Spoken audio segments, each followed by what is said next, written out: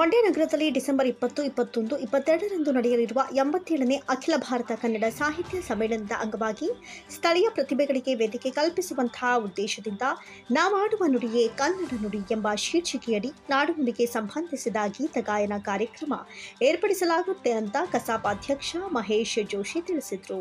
ಸುದ್ದಿಗಾರರೊಂದಿಗೆ ಮಾತನಾಡಿದ ಅವರು, ನವೆಂಬರ್ 24ರಂದು ಬೆಳಗ್ಗೆ 9 ಗಂಟೆಗೆ ಮಂಡ್ಯದ ಅಂಬೇಡ್ಕರ್ ಭವನದಲ್ಲಿ ನುರಿತ ಸಂಗೀತಗಾರರ ಸಮ್ಮುಖದಲ್ಲಿ ಗಾಯಕರನ್ನು ಆಯ್ಕೆ ಮಾಡಲಾಗುತ್ತೆ. ಆಯ್ಕೆಯಾದ ಗಾಯಕರು ಡಿಸೆಂಬರ್ 1ರಂದು ಪ್ರದರ್ಶನ ನೀಡಲಿದ್ದು ಚಿತ್ರೀಕರಣ ಮಾಡಿಕೊಳ್ಳಲಾಗುವುದು. ನಂತರ ಚಂದನ ಟಿವಿಯಲ್ಲಿ ಮಧುರ ಮಧುರವಿ ಮಂಜುಳಗಾನ ಕಾರ್ಯಕ್ರಮದ ಬದಲಿಗೆ ಈ ನೂತನ ಗೀತ ಗಾಯನವನ್ನು ಪ್ರಸಾರ ಮಾಡಲಾಗುತ್ತೆ ಅಂತ ತಿಳಿಸಿದರು. ಮೊಟ್ಟ ಮೊದಲನೇ ಬಾರಿಗೆ ಇಲ್ಲಿಯವರೆಗೆ ಈ ಥರ ಕಾರ್ಯಕ್ರಮಗಳು ಎಲ್ಲೂ ಆಗಿರಲಿಲ್ಲ. ಕನ್ನಡ ಸಾಹಿತ್ಯ ಪರಿಷತ್ತು, ದೂರದರ್ಶನ ಮತ್ತು ಕರ್ನಾಟಕ ಸರ್ಕಾರದ ಸಹಯೋಗದೊಂದಿಗೆ ತಮಗೆ ಗೊತ್ತಿದೆ, ಇಲ್ಲಿಯವರೆಗೆ ಅತ್ಯಂತ ಜನಪ್ರಿಯವಾಗಿರ್ತಕ್ಕಂಥ ಕಾರ್ಯಕ್ರಮ ಅಂದರೆ ಮಧುರ ಮಧುರವಿ ಮಂಜುಳಗಾನ. ಈ ಮಧುರ ಮಧುರವಿ ಮಂಜುಳಗಾನಕ್ಕೆ ಪೂರಕವಾಗಿರುವಂತೆ ಇಲ್ಲಿಯ ಸ್ಥಳೀಯವಾಗಿರ್ತಕ್ಕಂತಹ ಹಿನ್ನೆಲೆಯಲ್ಲಿ, ಜೊತೆಗೆ ಅಖಿಲ ಭಾರತ ಸಾಹಿತ್ಯ ಸಮ್ಮೇಳನ ನಡೀತಾ ಇರ್ತಕ್ಕಂಥ ಹಿನ್ನೆಲೆಯಲ್ಲಿ ನಾವಾಡುವ ನುಡಿಯೇ ಕನ್ನಡ ನುಡಿ ಎನ್ನುವಂತಹ ವಿಶೇಷ ಕಾರ್ಯಕ್ರಮವನ್ನು ಮಾಡೋದಕ್ಕೆ ನಾವು ಈಗಾಗಲೇ ನಿರ್ಧಾರವನ್ನು ತೆಗೆದುಕೊಂಡಿದ್ದೇವೆ. ಇದು ಸ್ಥಳೀಯ ಕಲಾವಿದರು, ಅದರಲ್ಲೂ ಸಹಿತ ಸ್ಥಳೀಯ ಕಲಾವಿದರು ಹೇಗೆ ಅಂತ ಬೆಳಕಿಗೆ ಬರದೇ ಇರತಕ್ಕಂಥವ್ರು, ಮೈಕ್ ನೋಡದೇ ಇರತಕ್ಕಂಥವ್ರು, ಕ್ಯಾಮ್ರಾ ಎದುರಿಸದೇ ಇರತಕ್ಕಂಥ, ವೇದಿಕೆಯನ್ನು ಹತ್ತದೇ ಇರತಕ್ಕಂಥ ಅಂತಹ ಕಲಾವಿದರು, ಬೆಳಕಿಗೆ ಅಂತಹ ಕಲಾವಿದರ ಕಲೆಯನ್ನು ಗುರುತಿಸಿ ಅವರಿಗೆ ಅವಕಾಶವನ್ನು ಕೊಡ್ತಕ್ಕಂತಹದ್ದು ನಮ್ಮ ಆದ್ಯತೆ. ಅದರ ಜೊತೆಗೆ ಹಳೆಬೇರು ಮತ್ತು ಹೊಸ ಚಿಗುರು ಇರುವ ಹಾಗೆ ಹಳೆಯ ಕಲಾವಿದರನ್ನು ಸಹಿತ ನಾವು ಗೌರವದಿಂದ ಇಲ್ಲಿ ಅದಕ್ಕೋಸ್ಕರವಾಗಿ ನಾವು ಧ್ವನಿ ಪರೀಕ್ಷೆಯನ್ನು ಅಥವಾ ಕಲಾ ಪರೀಕ್ಷೆಯನ್ನು 24ನೇ ತಾರೀಕು ಭಾನುವಾರ ದಿನ 9 ಗಂಟೆಗೆ ಅಂಬೇಡ್ಕರ್ ಭವನದಲ್ಲಿ ನಾವು ಈ ಧ್ವನಿ ಪರೀಕ್ಷೆಯನ್ನು ಮಾಡ್ತೀವಿ. ಧ್ವನಿ ಪರೀಕ್ಷೆ ಬೆಳಿಗ್ಗೆ 9 ಗಂಟೆಯಿಂದನೇ ಪ್ರಾರಂಭ ಮಾಡಬೇಕು ಅನ್ನುವಂಥದ್ದು ನಾವು ದೂರದರ್ಶನದಲ್ಲೂ ಸಹಿತ ವಿಚಾರವನ್ನು ಕೊಡ್ತೀವಿ, ಸ್ಕ್ರೋಲಿಂಗ್ ಮುಖಾಂತರವಾಗಿ ಕೊಡ್ತೀವಿ. ಈ ಥರದ್ದು ಕಾರ್ಯಕ್ರಮ ಅಂದರೆ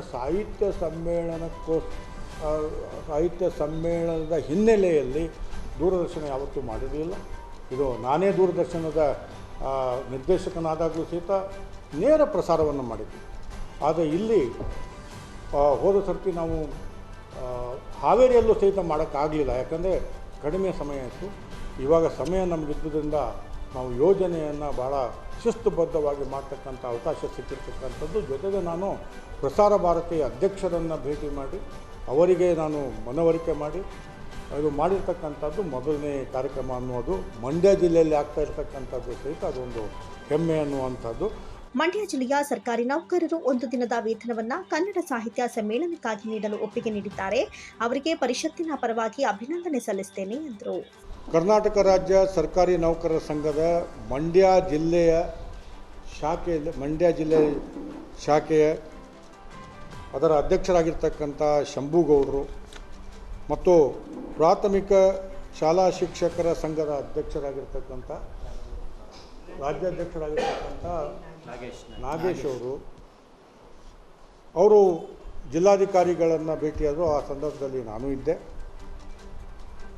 1 ದಿನದ ವೇತನವನ್ನು 87ನೇ ಅಖಿಲ ಭಾರತ ಸಾಹಿತ್ಯ ಸಮ್ಮೇಳನಕ್ಕೆ ದೇಣಿಗೆಯಾಗಿ ಯಾವುದೇ ಷರತ್ತುಗಳಿಲ್ಲದೆ, ಕರಾರುಗಳಿಲ್ಲದೆ ಕೊಡೋದಕ್ಕೆ ಒಪ್ಪಿದ್ದಕ್ಕಾಗಿ ಇದು ಮಂಡ್ಯ ಜಿಲ್ಲೆಯ ನೌಕರರ ಕನ್ನಡದ ಅಭಿಮಾನವನ್ನು, ಪ್ರೇಮವನ್ನು ತೋರಿಸ್ತಕ್ಕಂಥ ಒಂದು ಭಾಳ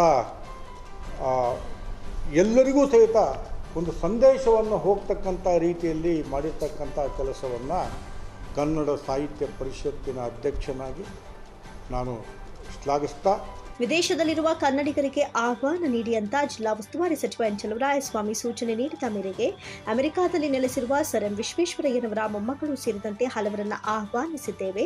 ಇದಕ್ಕೂ ಕೆಲವರು ಆಕ್ಷೇಪ ವ್ಯಕ್ತಪಡಿಸಿದ್ದಾರೆ. ಮಂಡ್ಯ ಜಿಲ್ಲೆಗೆ ಅಮೂಲ್ಯ ಕೊಡುಗೆ ನೀಡಿರುವ ವಿಶ್ವೇಶ್ವರಯ್ಯನವರ ಸಂಬಂಧಿಕರನ್ನ ಆಹ್ವಾನಿಸಿ ಗೌರವಿಸುವುದು ನಮ್ಮ ಕರ್ತವ್ಯವಲ್ಲವೇ ಎಂದರು. ಇನ್ನು ಸಾಮಾಜಿಕ ಜಾಲತಾಣದಲ್ಲಿ ಉಂಟಾದ ಚರ್ಚೆಯಿಂದ ವಿಶ್ವೇಶ್ವರಯ್ಯನವರ ಸಂಬಂಧಿಕರು ಬೇಸರ ವ್ಯಕ್ತಪಡಿಸಿ ಪರಿಷತ್ತಿಗೆ ಪತ್ರ ಬರೆದಿದ್ದಾರೆ ಎಂದರು. ವಿದೇಶಗಳಿಗೆ ಹೋಗಿ ನಾವು ಆಹ್ವಾನವನ್ನು ಕೊಡ್ತಕ್ಕಂಥದ್ದು ಮುಖ್ಯಮಂತ್ರಿಗಳ ಜೊತೆಗೆ ಮಾತನಾಡಿರ್ತಕ್ಕಂಥದ್ದು ಹಿಂದಿನ ಮುಖ್ಯಮಂತ್ರಿಗಳು. ಅವರೇ ಒಂದು ಉದಾಹರಣೆ ಹೇಳಿದರು. ವಿದೇಶದಲ್ಲಿರ್ತಕ್ಕಂಥ ಕನ್ನಡಿಗರು ಕನ್ನಡದ ಬಗ್ಗೆ ಎಂಥ ಅಭಿಮಾನವನ್ನು ಇಟ್ಟುಕೊಂಡಿದ್ದಾರೆ ಅಂತ ಒಂದು ಉದಾಹರಣೆ ಕೊಟ್ಟರು.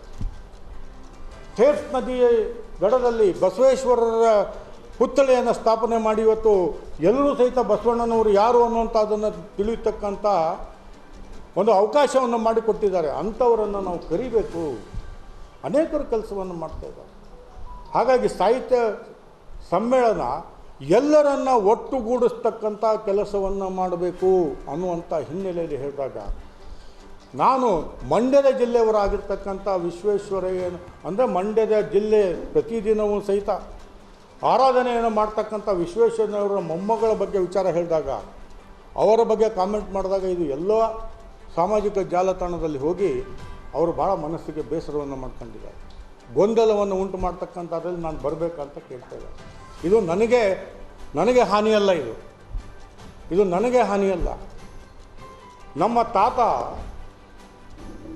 ನಮ್ಮ ತಾತ ಮಂಡ್ಯದ ಬಗ್ಗೆ ಇಷ್ಟು ಪ್ರೀತಿ ಇಟ್ಕೊಂಡಿದ್ರು. ಅಂಥ ಮಂಡ್ಯ ಜಿಲ್ಲೆಯಲ್ಲಿ ಬರಬೇಕು ಅನ್ನುವಂಥ ಹಂಬಲವನ್ನು ನಾನು ವ್ಯಕ್ತಪಡಿಸಿದಾಗ ನನಗೆ ಯಾವುದಕ್ಕೂ ಸಂಬಂಧ ಇಲ್ಲ. ನಿಮ್ಮ ವಿವಾದಗಳಿಗೆ ಸಂಬಂಧ ಇಲ್ಲ, ಏನೂ ಇಲ್ಲ. ನನ್ನ ಹೆಸರನ್ನು ನೀವು ಮಾಧ್ಯಮದಲ್ಲಿ ತಂದಾಗ ನನಗೆ ಭಾಳ ನೋವಾಗತ್ತೆ ಅನ್ನುವಂಥ ಸಂದೇಶವನ್ನು ಕಳಿಸಿದಾಗ ನನಗೆ ನಿಜವಾಗಲೂ ಸಹಿತ ಭಾಳ ದುಃಖ ಆಗಿದೆ. ಹಾಗಾಗಿ ಮಾತನಾಡ್ತಕ್ಕಂಥವ್ರಿಗೆ ಸ್ವಾತಂತ್ರ್ಯ ಇದೆ.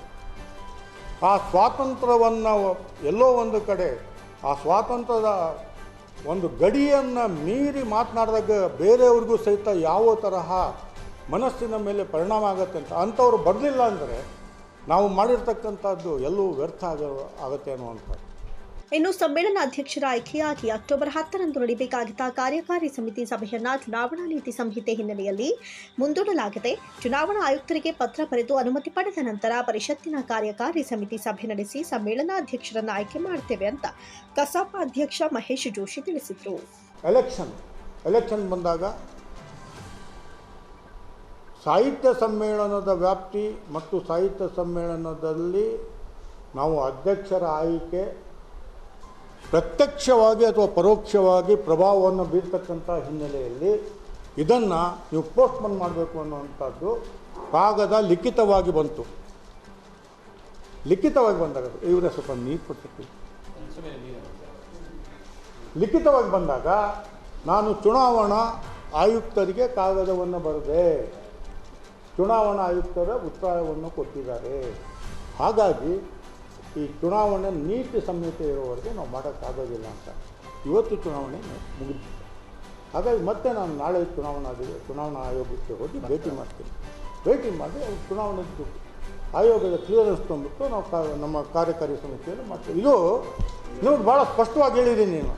ಸ್ಪಷ್ಟವಾಗಿ ಹೇಳಿದ್ರು ಸಹಿತ ಮತ್ತೆ ನೀವು ಅದೇ ಪ್ರಶ್ನೆ ಕೇಳಿ. ಸಮ್ಮೇಳನಕ್ಕೆ 37 ದಿನ ಬಾಕಿ ಇರುವ ಸಂದರ್ಭದಲ್ಲಿ ಕೆಲವರು ಜಾಗದ ಬಗ್ಗೆ ಗೊಂದಲ ಸೃಷ್ಟಿಸ್ತಾ ಇರುವುದು ತೀವ್ರ ಬೇಸರ ತಂದಿದೆ. ಅನಗತ್ಯ ವಿವಾದದಿಂದ ಮಂಡ್ಯ ಜಿಲ್ಲೆಯ ಗೌರವಕ್ಕೆ ಧಕ್ಕೆ ಬರ್ತಾ ಇದೆ. ಏನಾದರೂ ಗೊಂದಲಗಳಿದ್ರೆ ಜಿಲ್ಲಾ ಉಸ್ತುವಾರಿ ಸಚಿವರು ಮತ್ತು ಜಿಲ್ಲಾಧಿಕಾರಿ ಬಳಿ ಕೇಳಿ ಮಾಹಿತಿ ಪಡೆಯಲಿ. ಮಾಧ್ಯಮದವರ ಮುಂದೆ ಹೋಗಿ ವಿವಾದಾತ್ಮಕ ಹೇಳಿಕೆ ನೀಡುವುದು ಸರಿಯಲ್ಲ ಎಂದರು. ಇನ್ನೂ 1 ತಿಂಗಳು 7 ದಿನ ಬೇರೆ ಜಿಲ್ಲೆಗಳಲ್ಲಿ ನೋಡಿದಾಗ ಇದು ಭಾಳ ಬೇಗನೆ. ಹಿಂದಿನ ಜಿಲ್ಲೆಯಲ್ಲಿ ಇವತ್ತೋ ನಾಳೆನೋ ಇರಬೇಕು ಅಂತಂದಾಗ ನಾನು ಅದನ್ನು ಬೇಕಾದ್ರೆ ಕರೆಕ್ಟಾಗಿ ಚೆಕ್ ಮಾಡಿ ಹೇಳ್ತೀನಿ. ಹಾಗಾಗಿ ಸರ್ಕಾರದ ಆದೇಶಗಳು ಬರುತ್ತೆ, ಬಿಡುಗಡೆ ಆಗತ್ತೆ. ಇದರಲ್ಲಿ ಯಾವುದೇ ಸಂಶಯಗಳು ಇಟ್ಕೋಬೇಡಿ. ಆಮೇಲೆ ಅನಾವಶ್ಯಕವಾಗಿ ಇದರ ಬಗ್ಗೆ ಚರ್ಚೆನೂ ಸಹಿತ ಅವಶ್ಯಕತೆ ಇಲ್ಲ ಅನ್ನುವಂಥದ್ದು. ಒಟ್ಟಿನಲ್ಲಿ ಏನಂದರೆ ಇನ್ನು 1 ತಿಂಗಳು ಯಾವುದೇ ವಿವಾದಗಳನ್ನು, ಯಾವುದೇ ಗೊಂದಲವನ್ನು ಉಂಟು ಮಾಡಲಿದೆ. ನೀವು ಎಲ್ಲೂ ಸಹಿತ ಮಂಡ್ಯದ ಹಿತದೃಷ್ಟಿಯಿಂದ, ಮಂಡ್ಯದ ಜನದ ಹಿತದೃಷ್ಟಿಯಿಂದ, ಮಂಡ್ಯದ ಸಂಸ್ಕೃತಿ ದೃಷ್ಟಿಯಿಂದ, ಎಲ್ಲಕ್ಕಿಂತ ಹೆಚ್ಚಿನದಾಗಿ ಮಂಡ್ಯಗೆ ಇವತ್ತೇನು ಖ್ಯಾತಿ ಇದೆ. ಮಂಡ್ಯ ಅಂದರೆ ಇಂಡಿಯಾ. ಕನ್ನಡದ ಬಗ್ಗೆ ನಾನು ಇವತ್ತವರೆಗೂ ಭಾಳ ಹೆಮ್ಮೆಯಿಂದ ಹೇಳ್ತಕ್ಕಂಥದ್ದು ಅಂದರೆ ಅತಿ ಹೆಚ್ಚು ಸಂಖ್ಯೆಯಲ್ಲಿ ಕನ್ನಡದಲ್ಲಿಯೇ ಮಾತನಾಡ್ತಕ್ಕಂಥ ಸಂಪೂರ್ಣವಾಗಿರ್ತಕ್ಕಂಥ ಕನ್ನಡದ ಜಿಲ್ಲೆ ಅನ್ನುವಂಥ ಮಂಡ್ಯ ಅನ್ನುವಂಥದ್ದಕ್ಕೆ ಆ ಹೆಸರಿಗೆ ಏನೋ ಒಂದು ಧಕ್ಕೆ ತರ್ತಕ್ಕಂಥ ಯಾವುದೇ ಚಟುವಟಿಕೆಗಳು ನಡೀಬಾರ್ದು ಅನ್ನುವಂಥದ್ದು ಸಾಹಿತ್ಯ ಪರಿಷತ್ತಿನ ಅಧ್ಯಕ್ಷನಾಗಿ ನಾನು ಭಾಳ ವಿನಯದಿಂದ, ಕಳಕಳಿಯಿಂದ, ಕನ್ನಡದ ಹಿತಾಸಕ್ತಿಯಿಂದ, ಕನ್ನಡಿಗರ ಹಿತಾಸಕ್ತಿಯಿಂದ ಇದನ್ನು ನಾನು ಅರಿಕೆ ಮಾಡ್ಕೊಳ್ತೇನೆ. ಸುದ್ದಿಗೋಷ್ಠಿಯಲ್ಲಿ ಸಮ್ಮೇಳನದ ಸಂಚಾಲಕಿ ಡಾಕ್ಟರ್ ಮೀರಾ ಶಿವಲಿಂಗಯ್ಯ, ಕೋಶಾಧ್ಯಕ್ಷರುಗಳಾದ ಪಟೇಲ್ ಪಾಂಡು, ಅಪ್ಪಾಜಪ್ಪ, ಜಿಲ್ಲಾ ಕಸಾಪ ಗೌರವ ಕಾರ್ಯದರ್ಶಿಗಳಾದ ಹರ್ಷ ಪಂಡೇದುಡ್ಡಿ, ಹುಸ್ಕೂರು ಕೃಷ್ಣೇಗೌಡ ಉಪಸ್ಥಿತರಿದ್ದರು.